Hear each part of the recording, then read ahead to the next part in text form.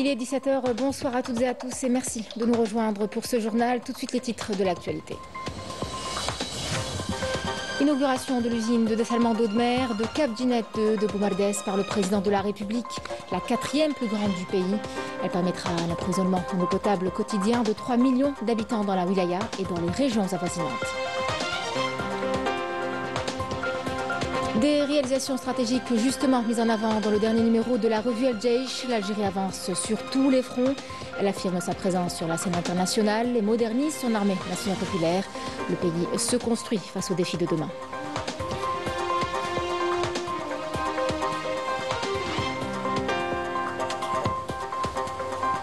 Et puis nous reviendrons par la suite sur un documentaire qui met en lumière l'usage secret d'armes chimiques et biologiques par la France coloniale en Algérie. Il révèle l'ampleur des violations infligées aux Algériens. Un travail de mémoire qui vient rappeler une réalité longtemps occultée.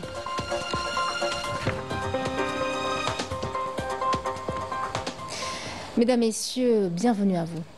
Le président de la République, Abdelmadjid Tebboune, a effectué aujourd'hui une visite dans la wilaya de Boumardès où il a procédé à l'inauguration de l'usine de dessalement d'eau de mer de Cap Djinet 2 et donné le coup d'envoi pour la mise en service de ce projet stratégique en concrétisation de ses engagements, un autre pas pour atteindre la sécurité hydrique.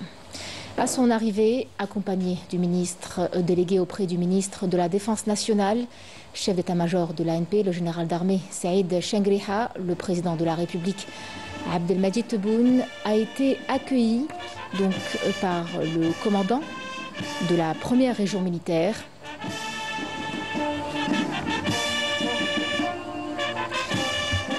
La Wali de Boumardès, ainsi que le ministre de l'Intérieur, des collectivités locales et de l'aménagement du territoire.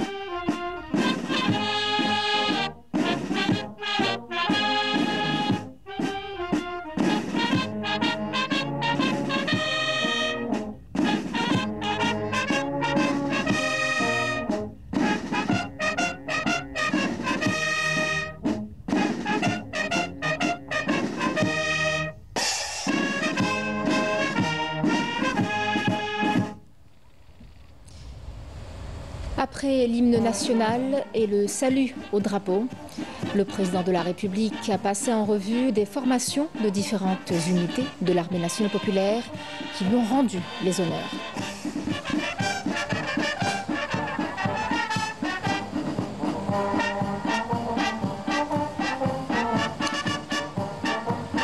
Le chef de l'État a par la suite salué les autorités militaires et civiles venues à son accueil.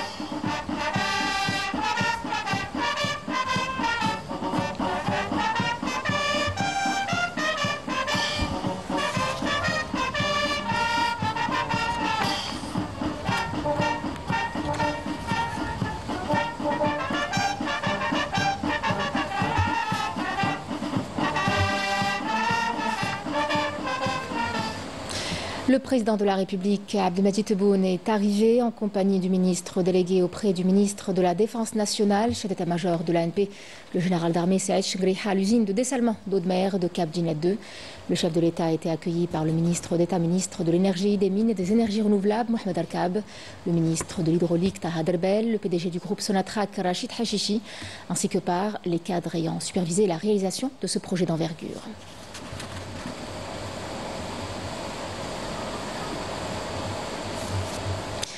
Le président de la République, Abdelmadjid Tebboune, a suivi deux exposés techniques présentés par le PDG du groupe Sonatrach, Rachid Hachichi, sur les différentes étapes de la réalisation du projet, ainsi que les défis auxquels ont fait face les compétences nationales pendant la construction de cette méga-usine.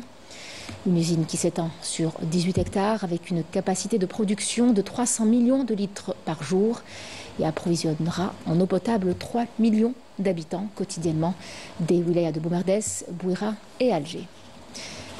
Après avoir suivi les exposés techniques sur l'usine, le président de la République a exprimé son immense fierté quant à ces grandes réalisations concrétisées par des compétences algériennes hautement qualifiées et en un temps record. Le président de la République, Abdelmadjid Tebboune, a procédé à l'inauguration de ce projet stratégique et vital.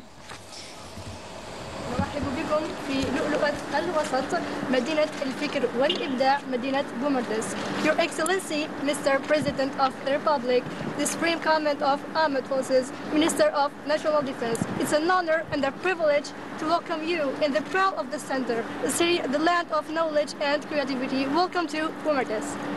Thank you so much. استمازيغ مرحبا يسون البومرداس.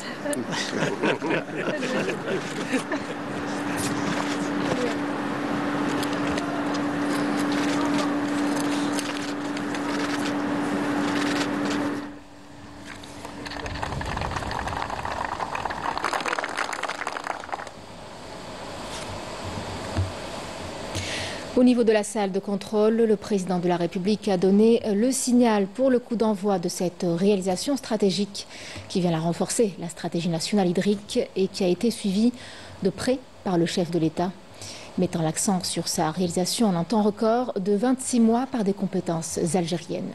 Le chef de l'État a donc procédé à cette inauguration officielle de cette infrastructure stratégique vitale qui place donc l'Algérie parmi les pays leaders dans le dessalement d'eau de mer, et ce grâce à une prospective globale qui vise à assurer la sécurité hydrique du pays.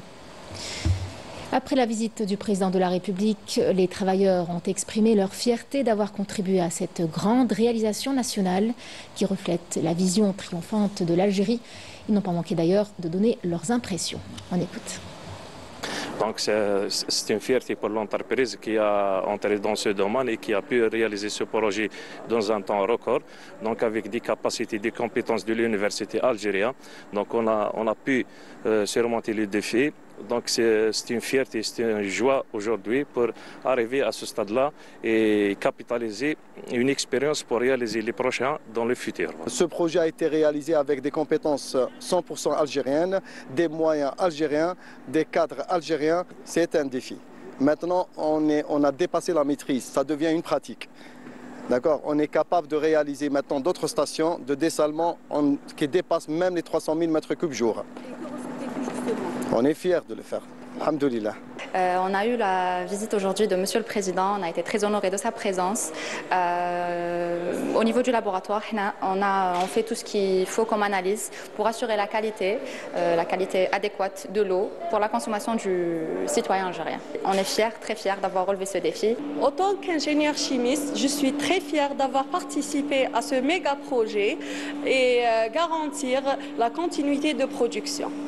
C'est un grand honneur pour nous aujourd'hui de recevoir le président de la République, Abdelmadjid Tebboune, pour l'inauguration de cette station. C'est une immense opportunité pour nous et nous espérons être à la hauteur afin d'inspirer d'autres personnes.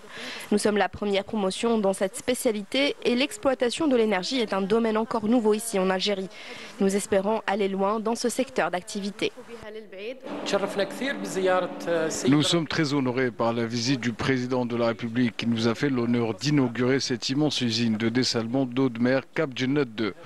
Cette visite met en lumière et valorise la compétence algérienne, une expertise qui existe et perdurera de génération en génération. Nous avons eu l'honneur aujourd'hui d'accueillir le président de la République pour l'inauguration de l'usine de dessalement d'eau de mer Cap Djennet 2. Ici, dans la salle de contrôle, nous veillons en permanence au suivi et à la supervision de toutes les étapes du processus de dessalement 24 heures sur 24. L'Algérie continue d'avancer sur tous les fronts après la mise en service de nouvelles usines de dessalement d'eau de mer inaugurées par le président de la République. Une étape clé pour renforcer la sécurité hydrique du pays. C'est aussi sur la scène internationale que le pays affirme sa présence. Modernisation de l'armée nationale populaire, diplomatie active, projet stratégique. Une ambition qui est claire, qui est celle de bâtir une Algérie plus forte et souveraine face aux défis de demain. C'est ce que souligne le dernier édito d'Al Jaish, Majed Yahmoun.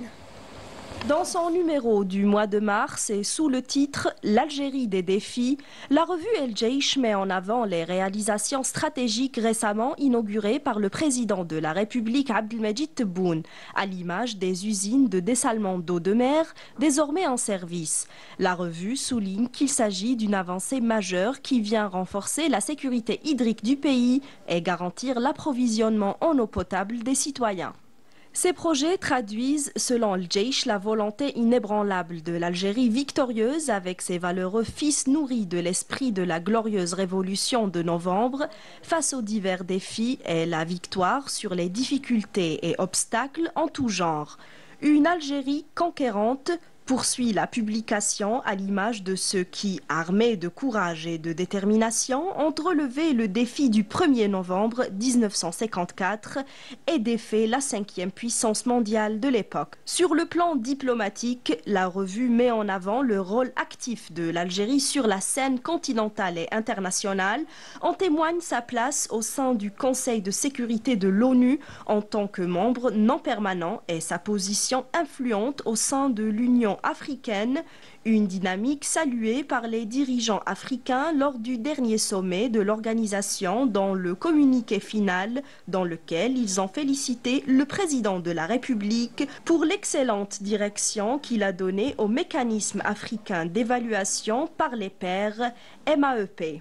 Dans cette logique d'essor et de renouveau, l'armée nationale populaire poursuit son processus de modernisation et de professionnalisme, un engagement réaffirmé par le général d'armée Saïd Chingriha, ministre délégué auprès du ministre de la Défense nationale, chef d'état-major de l'AMP, qui a mis en avant la dynamique que connaît la diplomatie militaire et le renforcement des relations avec de nombreux pays amis.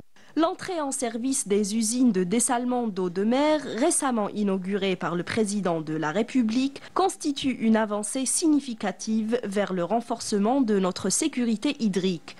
Pour la revue El Jaish, ces réalisations gigantesques incarnent, comme l'a affirmé le président de la République, la volonté inaltérable de l'Algérie victorieuse avec ses valeureux fils nourris de l'esprit de la glorieuse révolution de novembre face aux divers défis et la victoire sur les difficultés et obstacles en tout genre.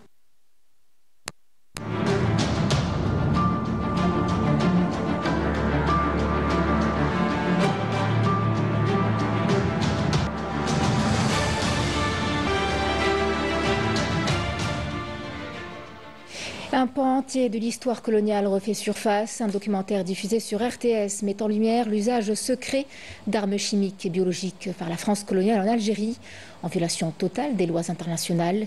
Il révèle en fait la gravité des violations infligées aux Algériens, bombardements toxiques et méthodes de répression barbares. C'est là un travail de mémoire qui vient rappeler une réalité longtemps occultée, mais dont les traces sont encore bien visibles aujourd'hui. Rina Lourari. Étude de la politique générale d'emploi des armes chimiques en Algérie. Infection des grottes. L'infection par grenade est possible. Les résultats des essais en cours et bientôt terminés permettront de définir le produit à utiliser.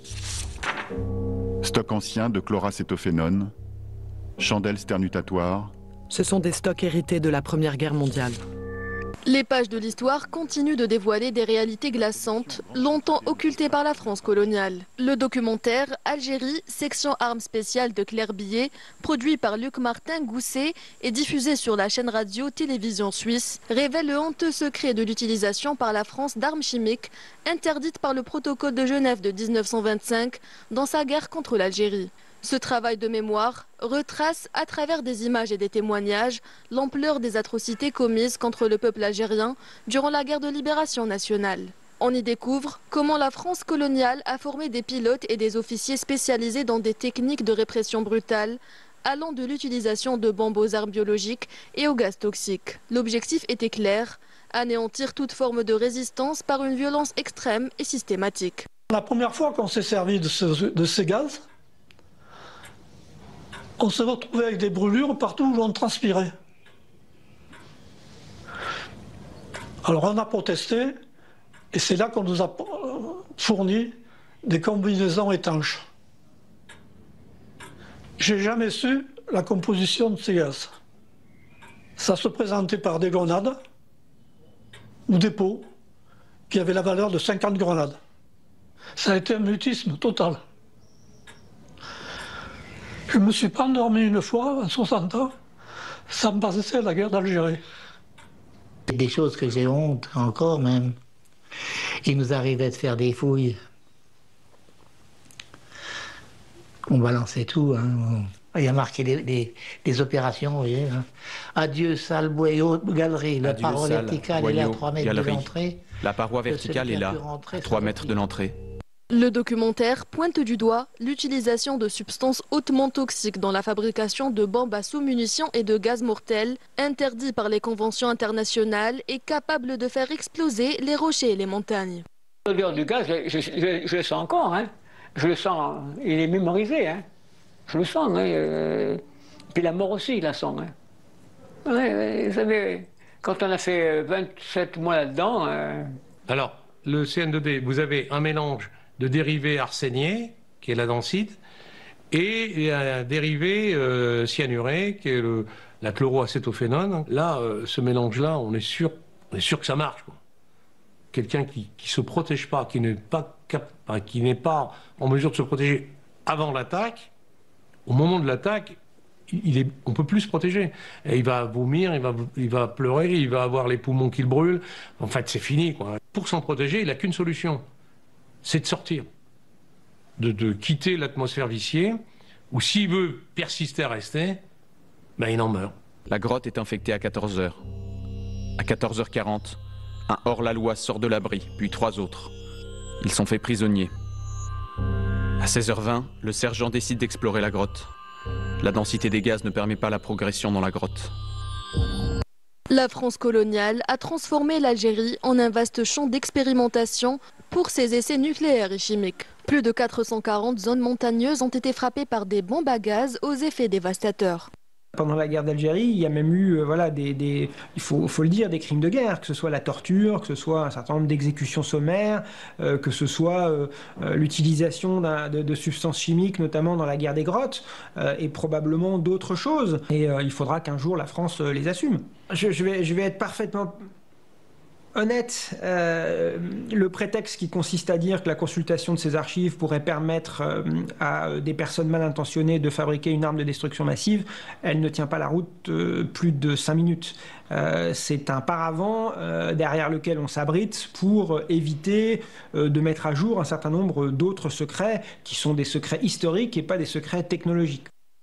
Pendant des années, la France coloniale a eu recours à des pratiques d'une violence inouïe, usant de méthodes inhumaines et barbares pour écraser toute forme de résistance. Aujourd'hui encore, les traces de ces crimes sont encore visibles, rappelant à la fois l'horreur de l'agresseur et la lutte d'un peuple dont la foi reste inébranlable.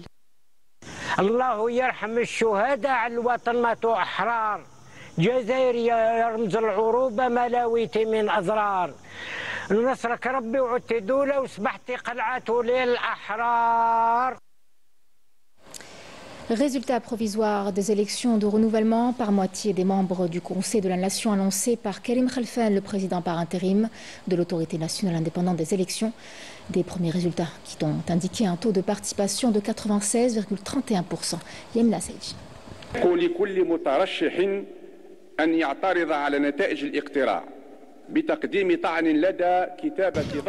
Les candidats ont la possibilité de contester les résultats du scrutin en déposant un recours auprès du greffe de la Cour constitutionnelle dans un délai de 24 heures suivant l'annonce des résultats provisoires. La répartition des candidats élus selon leur appartenance politique: le Front de Libération Nationale FLN 19 sièges, Rassemblement National Démocratique le RND 14 sièges, le Front Al-Mustaqbel 10 sièges, les Indépendants 6 sièges, Mouvement El-Bina 3 sièges, le Mouvement de la Société pour la Paix le MSP 3 sièges, le Front des Forces Socialistes FFS 2 sièges et le Tejammoua Amal Jazair Tej 1 siège. Total des sièges 58. تجمع أمل الجزائر 1 مجموع المقاعد 58. La Cour constitutionnelle a entamé aujourd'hui la réception des procès-verbaux de dépouillement et de centralisation des résultats des élections pour le renouvellement par moitié des membres élus du Conseil de la Nation annoncé par l'autorité nationale indépendante des élections. Peu avant, la Cour constitutionnelle avait justement défini dans un communiqué les conditions et modalités de soumission de recours contre les résultats de ces élections qui se sont déroulées jeudi dernier. C'est un défi que relèvent chaque année les athlètes de haut niveau musulmans, conjuguer performance et jeûne durant ce mois de Ramadan. Entre adaptation du corps et ajustement des entraînements, chacun cherche le bon équilibre pour rester au top de sa forme. Et puis si les premiers jours sont souvent éprouvants, eh bien le corps finit de toute manière par s'adapter à condition de respecter certaines règles. Sarah Delbel a assisté à des séances d'entraînement d'équipes de haut niveau de différentes disciplines. Regardez. Chaque année, le mois sacré du Ramadan apporte son lot de défis pour les athlètes musulmans. Leur horloge biologique est perturbée, leur alimentation modifiée et leur horaire d'entraînement ou de compétition réajusté. Une situation qui, bien que particulière, est généralement bien acceptée par la plupart d'entre eux. Les athlètes de haut niveau, généralement, ils s'entraînent 2 fois par jour, avant le ftor et après le ftor. Il y a un programme minutieux. Généralement, pendant le Ramadan, les athlètes je parle des athlètes de haut niveau musulmans font du maintien. Pour les techniciens, ils mettent en place un programme spécifique afin d'aider leurs athlètes à maintenir leur niveau de performance tout au long du mois. Pendant cette période-là, c'est un mois qui est vraiment un peu difficile pour l'adaptation pour les jeunes. Ça veut dire qu'ils doivent s'entraîner pendant la période, au moment de la compétition, pour qu'ils puissent surmonter les efforts et leur fatigue par rapport à cette compétition, et ça se prépare dans les séances d'entraînement. Le programme d'entraînement, il fait un changement, surtout sur le plan physique, sur le plan technique. C'est les séances d'entraînement, toujours في الاول نقصوا في لاشارج sur le plan physique. نهار اللي تكون هذيك l'adaptation physiologique تاعهم نعاودوا نولوا للريتم تاعنا une séance par jour. Sur le plan scientifique, le jeûne présente de nombreux bienfaits pour l'organisme. Cependant, pour un athlète de haut niveau, certaines règles doivent être suivies. لازم ليجين دو في تكون كوريكت بارابول المونك دو سومي اللي راح يكون سيرتو ان جوار ولا ان اتليت دو نيفو لازم يسو باز على ليجين دو في ولو سومي تاعو لازم يكون عنده ان ماكسيموم دو سومي لا روشاش تاع لي 8 اور او موا لازم يكون فيها لو ريجيم اليمونتير لا ديجيسيون تاعو لازم يكون ريجيم ايكيليبري لا ريكيبيراسيون توجور لازم تكون ابري لا ريبتو دو جون تاعو لازم توجور سو باز سو لي ليكيد سيرتو لو ابري لي زونترينمون ابري لي فور تاعو بارابول لانتونسيتي لي زونترينمون ولا لانتونسيتي تاع لي فور راح تكون étudiée avec les entraîneurs ou les préparateurs physiques. Si certains s'adaptent rapidement et gèrent parfaitement cette période, d'autres rencontrent plus de difficultés. Néanmoins, après quelques jours, leur corps trouve un nouvel équilibre. Pour les entraînements, on entraîne في الليل ل10 بالك مور تراويح باش تونطريني ولي ماتش كيف يتلعبوا ل10 تسمى لور دونطرينمون هي لور دو ماتش تسمى سا طوم بيان هذه عفسه بوزيتيف وهذا ما كان حب يقول تضبط عادي باسكو كونترير بالك تخرج من ذاك في رمضان تلقى راحتك خير من الافطار. مو بيرسونيلمون انا نحب رمضان باسكو يساعدني في هذاك لو ريتم تاع رمضان يساعدني بزاف يعني شاك فوا نحس روحي بيان في رمضان باسكو نكون ما ناكلش بزاف نكون سما نجيري روحي نحس روحي بيان سيرتو في لي زونطرينمون تاع افون الفطور نطرينيو حنا مور الفطور الحمد لله ما عندناش بروبليم مع رمضان سما بيان. Un mois à gérer, quelques jours pour s'adapter, le Ramadan apporte des bienfaits, mais impose aussi certaines contraintes aux athlètes de haut niveau. Si la majorité adhère au jeûne, certains restent sceptiques quant à son impact sur la performance. C'est la fin de cette édition. Merci de l'avoir suivi. Bonne soirée avec la suite de nos programmes et à demain.